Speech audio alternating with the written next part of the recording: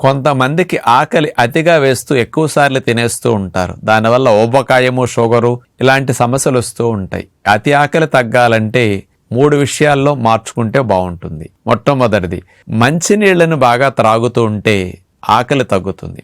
మీకు భోజనం తిన్న 2 గంటల తర్వాత నుంచి అప్పుడో గ్లాస్ అట్లా నీళ్లు తాగండి. నీళ్ళట్లా తాగుతూ ఉంటే, అందులో నిమ్మకాయ కూడా పిండుకు తాగుతూ ఉంటే ఆహారం మీద వాంఛ ఉండదు.